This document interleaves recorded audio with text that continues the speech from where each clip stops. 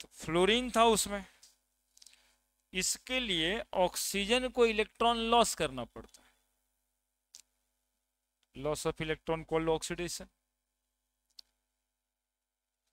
तो ऑक्सीजन को electron loss कराने में करीब करीब 2200 kilo joule amount of energy चाहिए था। तो 2200 kilo joule amount of energy में ऑक्सीजन भी इलेक्ट्रॉन लॉस कर जाता है। हालांकि ऑक्सीजन का काम इलेक्ट्रॉन गेन करना था, लेकिन फ्लोरीन के सामने गेन कैसे करेगा? फ्लोरीन के सामने इलेक्ट्रॉन को लॉस करना था। देन आफ्टर उन्होंने ऑब्जर्व किया कि क्रिप्टन का या जेनन का आयोनाइजेशन एनर्जी तो उसी के करीब में है, मतलब 21-2200 किलो जूल ही है। तो 2200 जूल एनर्जी देकर जब ऑक्सीजन का इलेक्ट्रॉन निकाला जा सकता है, तो फिर जेनन का इलेक्ट्रॉन निकाला क्यों नहीं जा सकता है?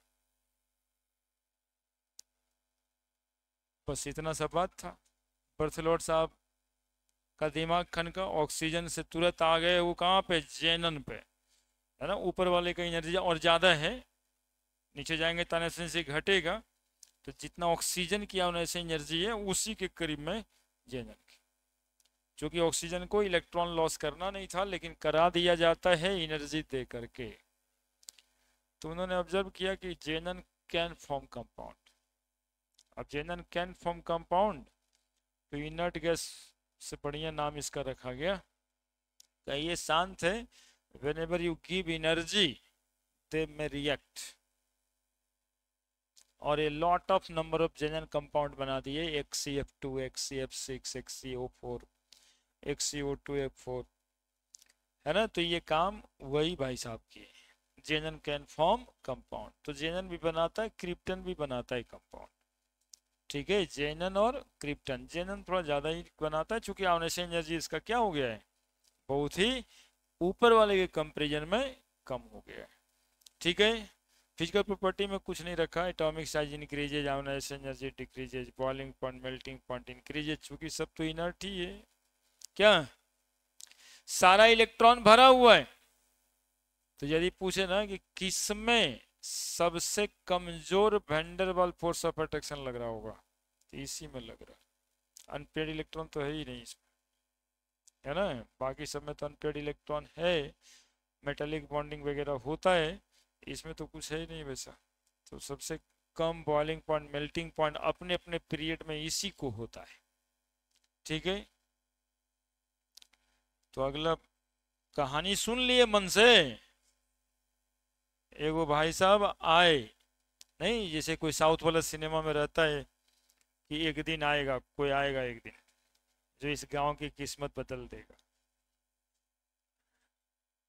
अब उधर से एगो शिवा टाइप का आदमी आ जाता है ना।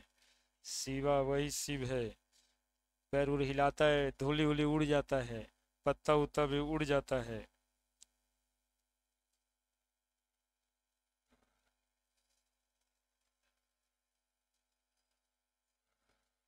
अभी एक तो कौन सा नए का सिनेमा आया था, हाँ ये बाप रे बाप, इतना खराब सिनेमा, बड़ी गली आए थे सिनेमा देखने का। मतलब कि नहीं पार लगा। हाँ, हाँ तुम ही लोगों के लिए। हमको तो ना पार लगा, है ना।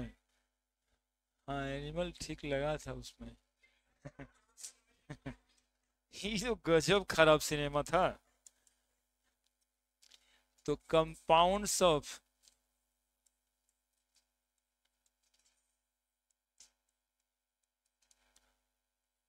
जेनन और फ्लोरीन, है ना, कुछ है ना ज्यादा इसमें। बर्थेलॉर्ड साहब का नाम एक बार ले लीजिएगा, क्या कीजिएगा, 1170-75 किलो जूल है, 1170 या 75 किलो जूल एनर्जी है, ठीक ना। कंपाउंड खोजने के लिए सबसे पहला कंपाउंड O2PTF6 बनाए थे इन लोग, प्लस माइनस इसी तर्ज पे बन गया है Xc2PTF6 प्लस माइनस। ऑक्सीजन की मॉलिक्यूलर ऑक्सीजन में एनर्जी लगा इलेक्ट्रॉन लॉस कराने का 1170 किलो जूल पर मोल के करीब में। अब ना ऐसे एनर्जी बॉन्ड तोड़ के एनर्जी निकालने, जेनन में भी लगा 1175 किलो जूल। ये तुम्हारे दिमाग को थोड़ा राहत देगा कि आखिर नोबल गैस या इनर्ट गैस क्यों कंपाउंड बनाया, क्यों लोग सोचा, जब पहले से कह रहा था कि ये कंपाउंड नहीं बनाएगा इनर्ट है, तो लोग क्यों सोचा।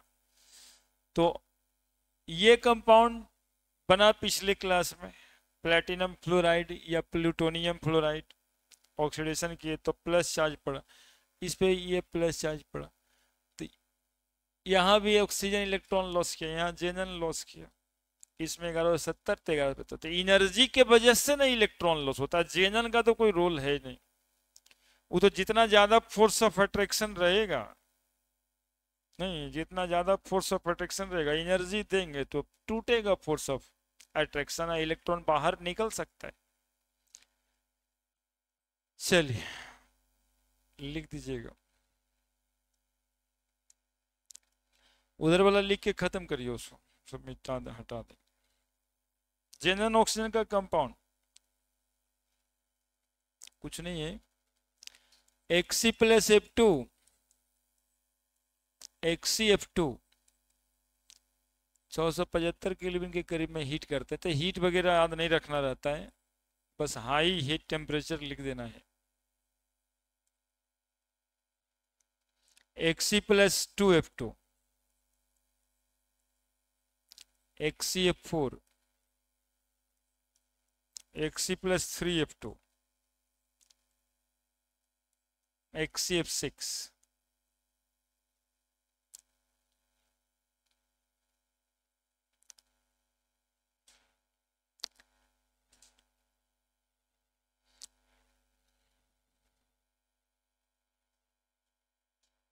हाँ वही तो बताना है, बताना भी वही, उसी पे जा रहे हैं, इसमें वही एबे करेगा और कुछ आना थोड़े। XcF2 XcF4 hybridization shape bond, lone pair भी आ सकता है,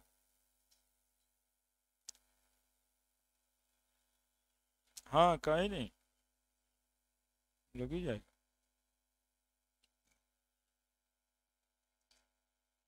हाँ इसमें तो इसीलिए तो कुछ लगता नहीं है ये सब बताने में हमको, क्या लगेगा।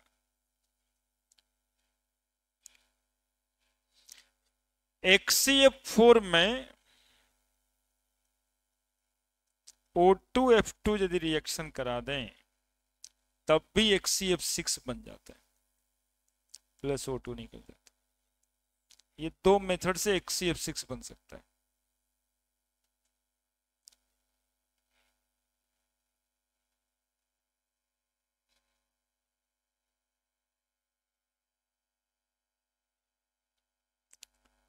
ठीक है, पॉइंट्स लिखो, इसके आगे पॉइंट्स, आणि XcF6 also prepared by, points लिखो, XcF2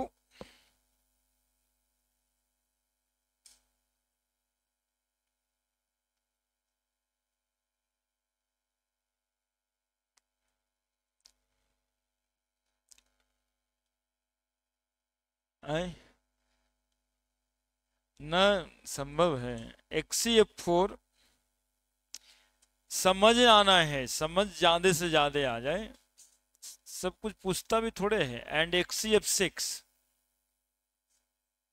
XcF2 XcF4 XcF6 are colorless crystalline solid,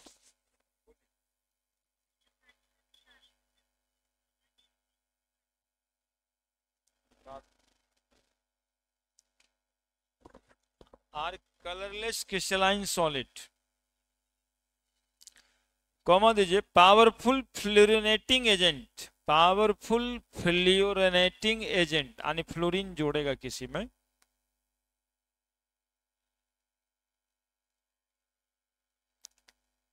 and readily hydrolysed, and readily hydrolysed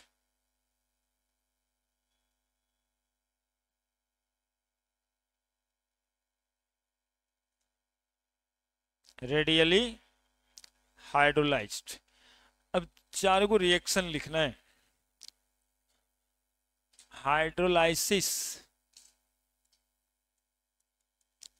of xenon fluorine compound. ये जो रिएक्शन लिख रहे हैं ना, उसको दिमाग में रखना होगा, मतलब याद करना है। 3-4 ठो है।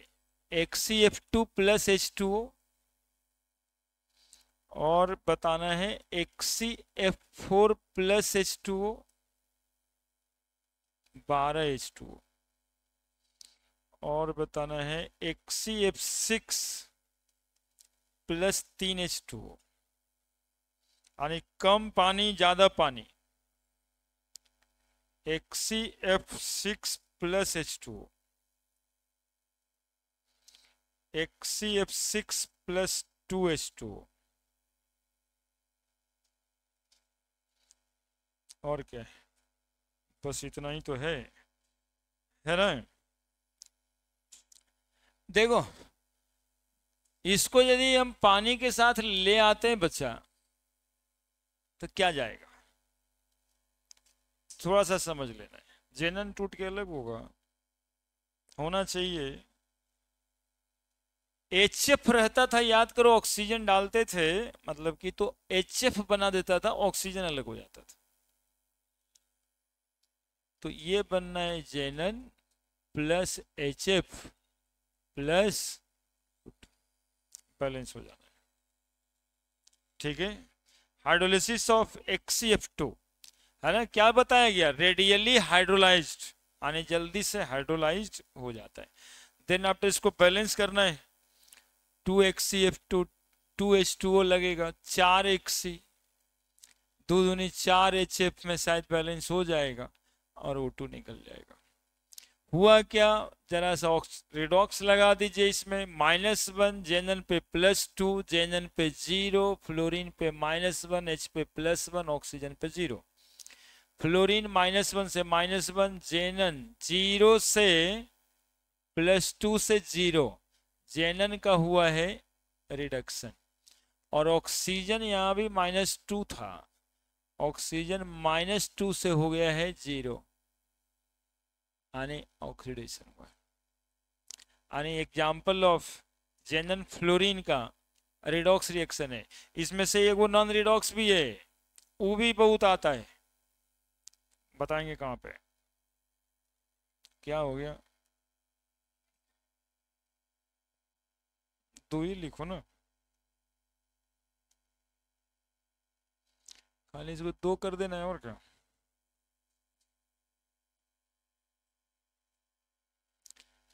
अब XCF4 का 12H2O में हाइड्रोलिसिस करना है। तो XCF4 जरा पिछले ही दिन के हिसाब से देखना, कितना, +4, -1 कितना, +6, -1। जरा देखो, +4 वाले के लिए बताए थे कि जिसका ऑक्सीडेशन नंबर बीच में हो वो डिसप्रोपोर्शनेशन रिएक्शन में चला जाता है ना। जैसे इसमें +4 है तो ये घट भी सकता है और बढ़ भी सकता है ना। तो ये बनाएगा तुमको जेनन भी और XCO3 भी बनाएगा, जेनन ऑक्साइड भी। एक बार में घट गया होगा, एक बार में बढ़ गया होगा। बाकी सब तो वही जो जानते हो, ऊपर वाला HF प्लस O2 बैलेंस कर देंगे। 12H2O वाला बैलेंस करते हैं। 3H2O है इसके बाद, हाँ, XCO3 और HF। अभी एक H2O यानी partial hydrolysis, XCOF4 plus HF, और ये बनाएगा XCO2F2 प्लस HF। ये सब रिएक्शन है, थोड़ा दिमाग में और याद में रखना ही पड़ेगा। ये पार्शियल हाइड्रोलिसिस कहेंगे।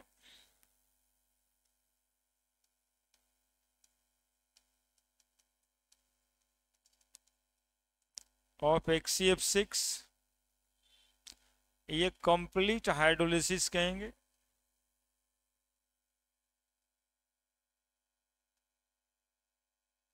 ऑफ HCF6,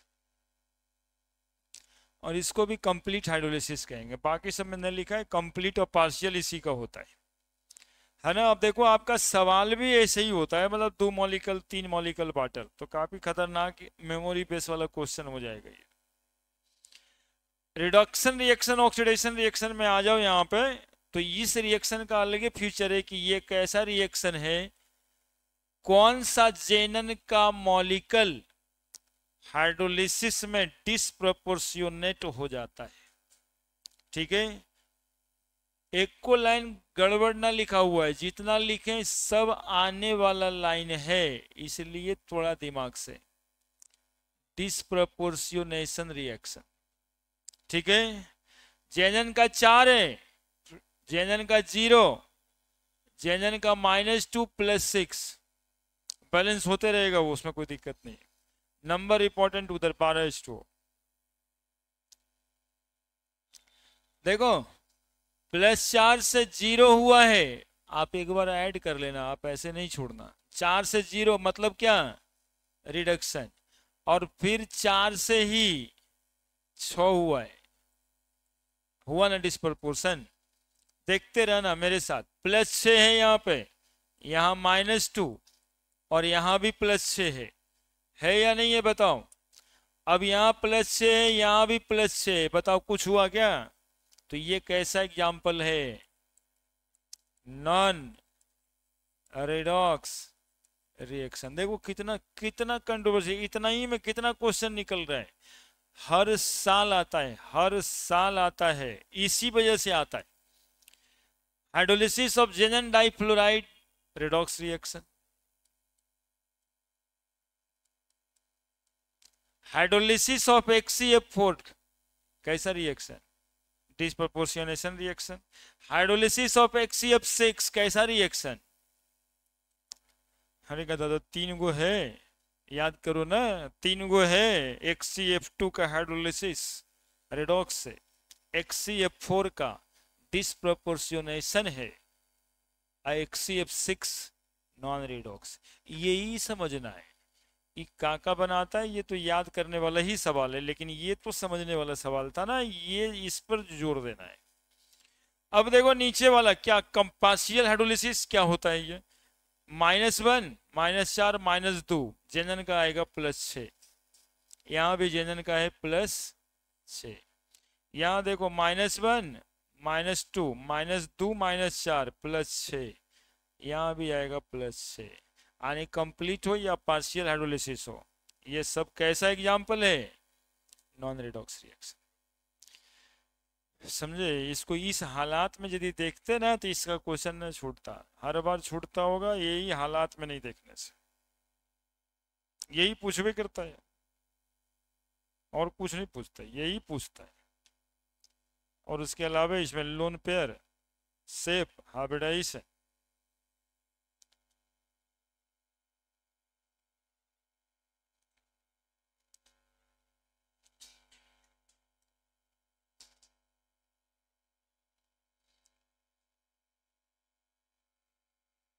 मतलब साइंटिस्ट कितना कम काम किया, 3 गो कामे किया। जेनन को कम फ्लोरीन से रिएक्शन करा के जेनन डाइफ्लोराइड बनाया, ज्यादा रिएक्शन से करा के ज्यादा टेम्परेचर दे करके HCF4 बनाया और HCF6 बनाया। अब दूसरे का बार सभी के पानी में डाल दी, तो 3 मॉलिक्यूल था, तीनों का कैरेक्टर अलग अलग, और फिर देखा कि जेनन ऑक्सीजन के साथ भी कंपाउंड बना लिया। अब इस तीनों बात को लिखना है अच्छे से, पॉइंट्स दे दे करके। ऐसे रिएक्शन लिखा रहेगा तो याद नहीं करोगे तुम लोग, हो जाएगा कि अच्छा वो तो रिएक्शन ही था, लेकिन उस रिएक्शन के पीछे ये रेडॉक्स का कॉन्सेप्ट छिपा हुआ है, वो देखना है ना। तो आगे लिख ही रहे हैं, स्ट्रक्चर बनाना है, लिखो जल्दी से।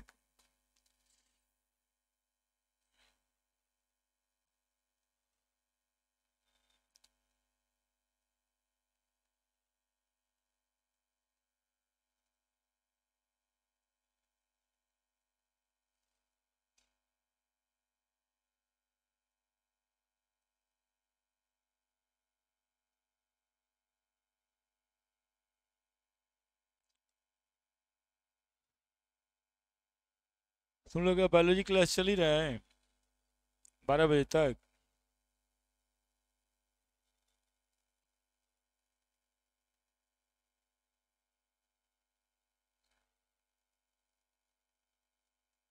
उसे कहते कि बायोलॉजी पढ़ के आता है।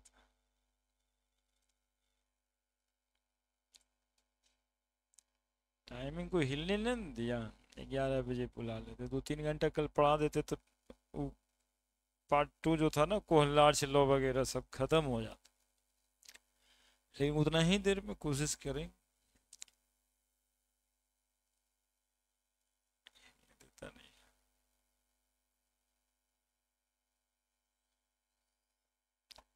इस बार हो सकता है संडे को पढ़ाएंगे यार।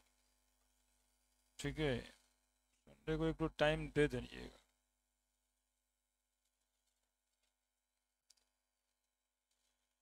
वो सब नहीं हो पाएगा तो कोई ना कोई कुछ ना कुछ कह देता है, उस सब बातें करना बेकार है। टेस्ट कहाँ है? कहाँ, किस चीज़ का?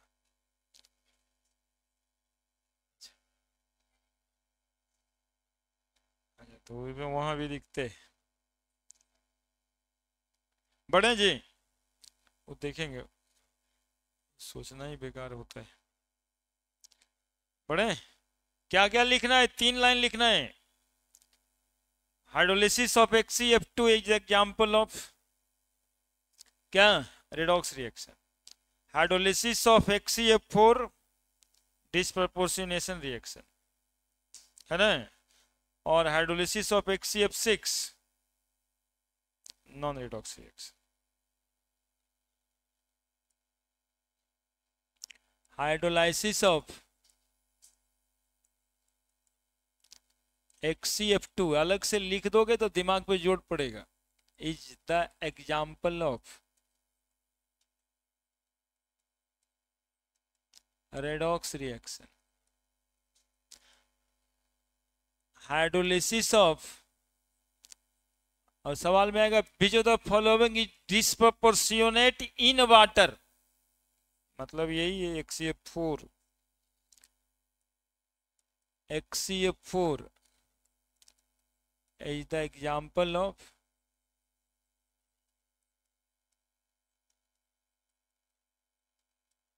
disproportionation reaction.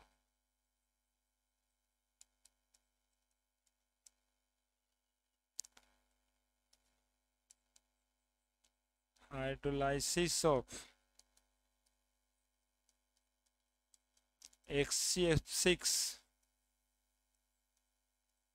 is the example of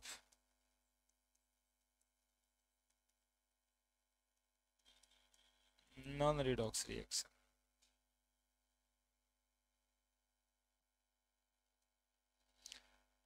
करवा दो, बंद कर दो बाबू, पंखा चल रहा है बेकारी में।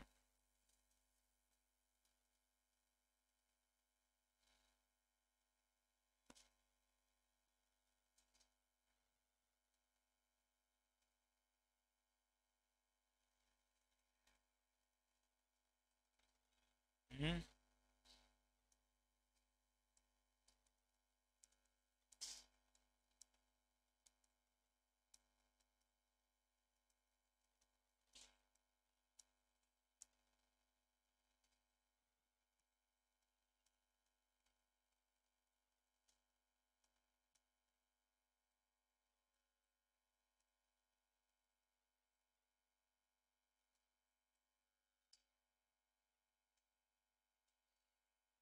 2-4 साल में एक आध बार EP दिखेगा।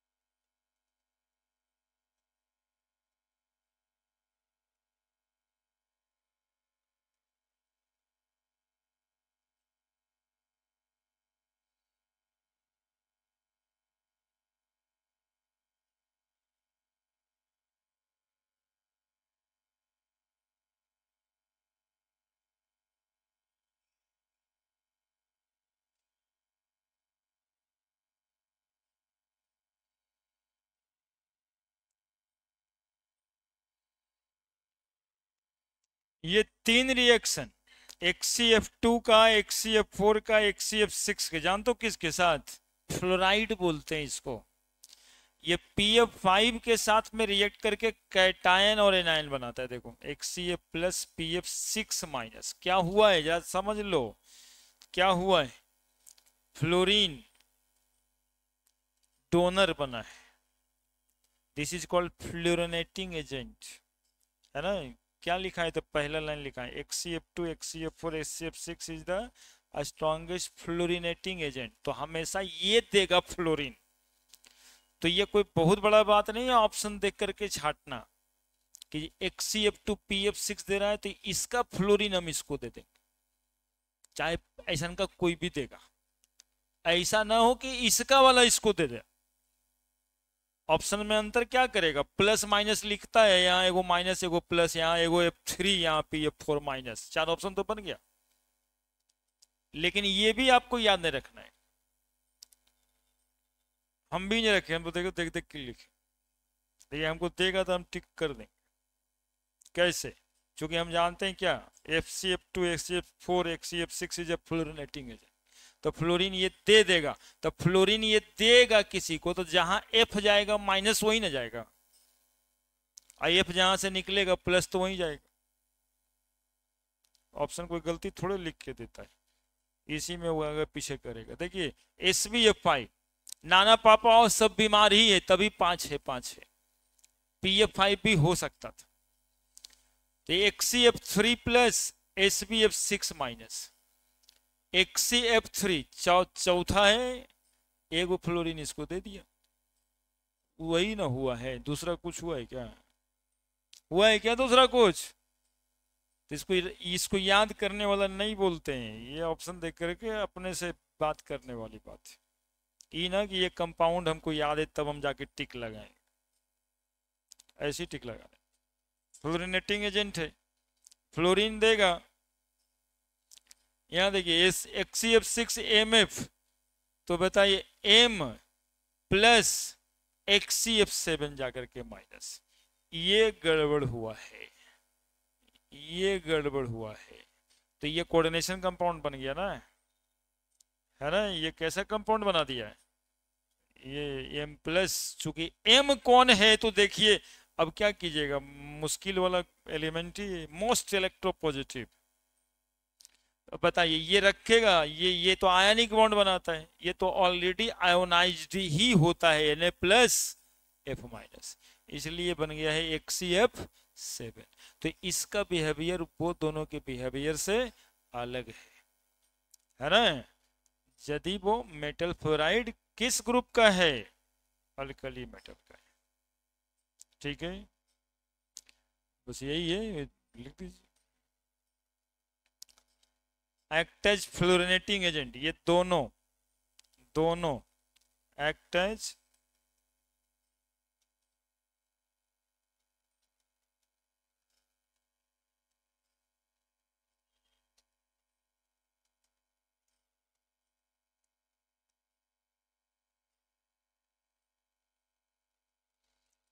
जबकि ये फॉर्म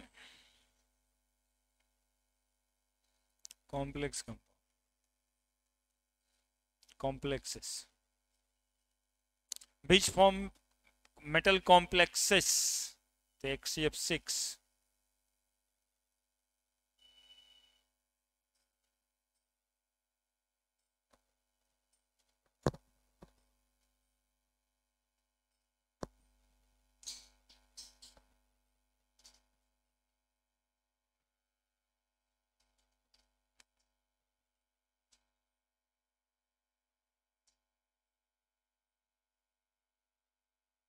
ठीक है, ठीक है, अलग से एक लाइन और लिख देना, एक कंपाउंड XCO3 होता है, जेनन का कंपाउंड है, कलरलेस होता है एंड एक्सप्लोजिव होता है। इसको तुम लोग सोच के भी न सोच सकता है इतना, नहीं लगेगा एक्सप्लोजिव। जेनन का कंपाउंड कौन एक्सप्लोजिव? Inert gas. लेकिन जेनन ऑक्साइड कैसा कंपाउंड होता है? एक्सप्लोजिव होता है, एक्सप्लोड करेगा। कलरलेस भी है, पता भी नहीं चले। हाँ,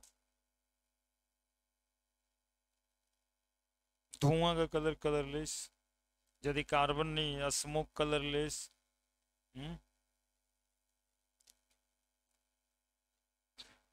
वाटर, वाटर का तो ब्लू कलर होता है ना, कलरलेस सही है। पानी यदि पूछा जाए कौन कलर का होता है, तो ब्लू कलर नहीं बोलेंगे। हाँ, तो पूरा वाटर जब एक साथ जुड़ेगा तो ब्लू ही हो जाता है, कलरलेस वाइट, है ना। जो कोई कलर को रिफ्लेक्ट ही नहीं करे, सबको क्या कर लेता है, अब्जॉर्ब कर लेता है। इसीलिए तो प्रिज्म से इंसिडेंस कराते हैं, तो फिर 7 कलर में टूटता है, यही तो 7 कलर देता है। Next structure XCF2। Xc को कितना इलेक्ट्रॉन होता है, 8।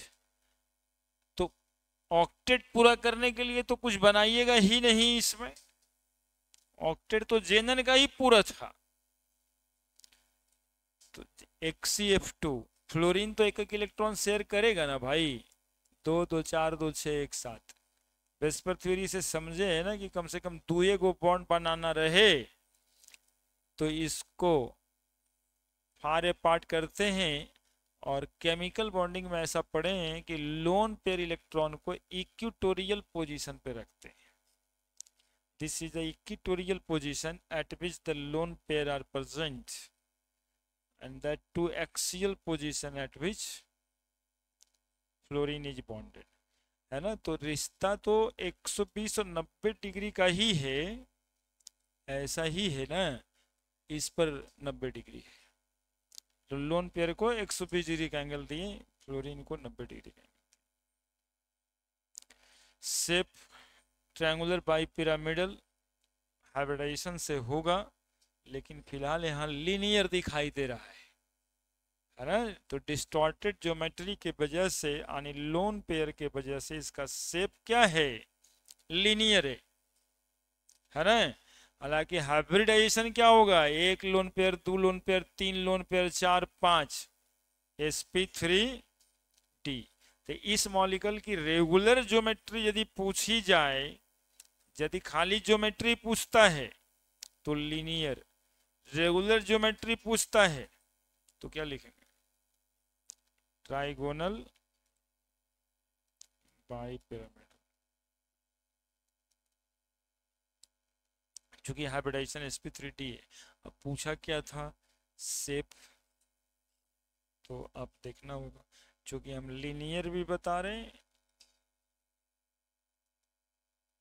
और वो तो हाइब्रिडाइजेशन का शेप। रेगुलर ज्योमेट्री आप पढ़े थे, regular irregular, due to presence of lone pair the geometry is irregular due to irregular repulsion of lone pair. XCF4 भागा देने वाला भी भागा दे करके निकल जाता होगा बच्चा। 8 और 7 दूनी 14, 8 22, 8 भागा 22 निकल जाएगा। XCF4 xenon, fluorine fluorine fluorine 90 degree पे जाएगा, और क्या कीजिएगा, square pyramidal geometry, square planar,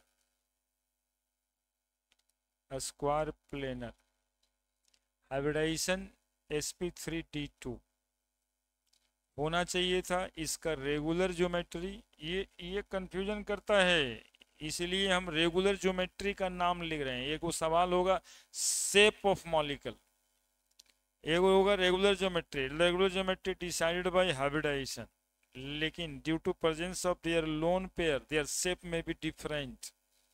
क्या है रेगुलर ज्योमेट्री इस sp3d2 हाइब्रिडाइजेशन का, ऑक्टाहेड्रल,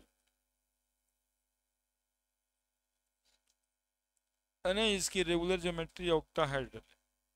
लेकिन यदि XCF4 का शेप पूछेगा तो आप लिखेंगे क्या, स्क्वायर प्लेनर, स्क्वायर प्लेनर। और XC OF4, XCOF4 बना दो फट से। जेनन ऑक्सीटेट्राफ्लोराइड ऐसे बना हुआ है, बस यही करना है और क्या। फ्लोरीन फ्लोरीन फ्लोरीन फ्लोरीन, ये को जो लोन पेयर था उसको कोऑर्डिनेट बॉन्ड बना दो। ये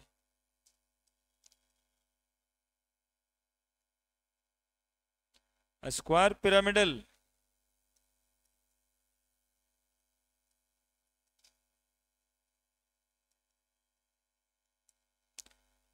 और हाइब्रिडाइजेशन तो वही है।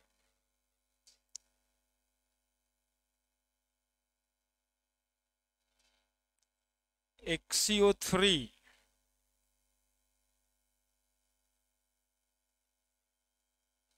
XC को लोन पेयर तो है ही है, 1 2 3, एक और लोन पेयर, केवल पिरामिडल NH3 के जैसा हो गया।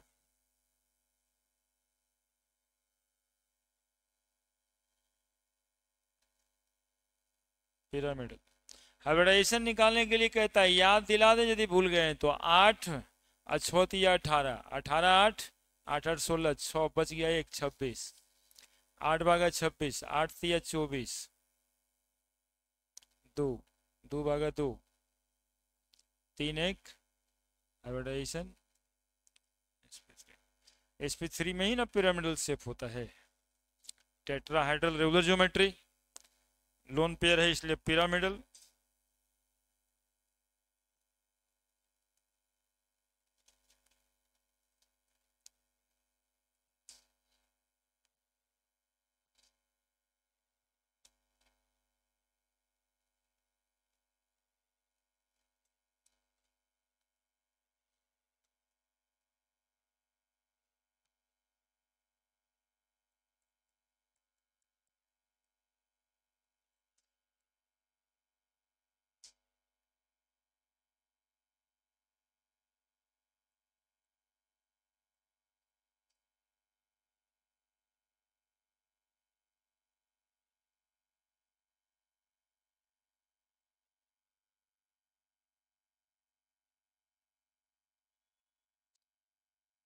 XCF6 distorted octahedral,